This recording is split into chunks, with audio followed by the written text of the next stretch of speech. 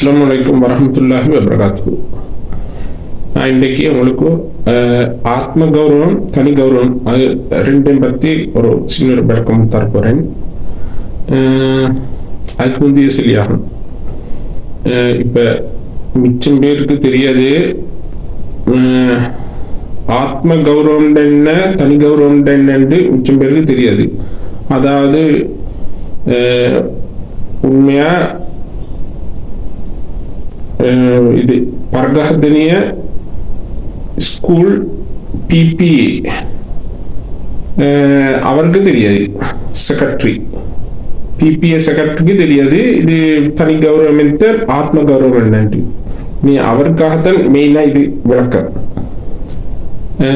ஆத்ம கௌரவம்டா சாதாரணமா இப்ப அதாவது இன்னாருடைய மகன் இல்லாட்டி இன்னாருடைய மகள் இல்லாட்டி இந்த குடும்பத்தை சார்ந்தவர் இல்ல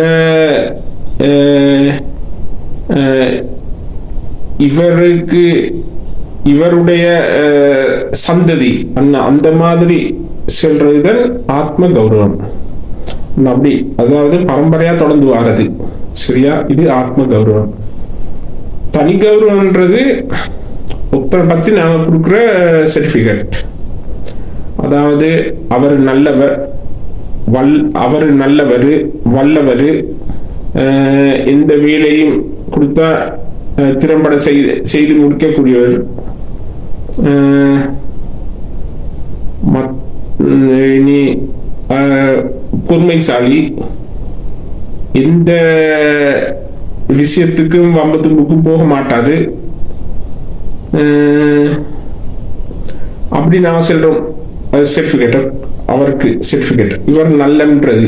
மொத்தத்துல அவர் ஒரு நல்லவர். இது தனி மரியாதை. சரியா? இது நீ இதே மிச்சம் பேருக்கு தெரியாம இன்றைக்கு செக்ரட்டரி வேணும், அது வேணும், இது வேணும்ட்டு இன்றைக்கு ஆட்டம் போட்டுறாங்க.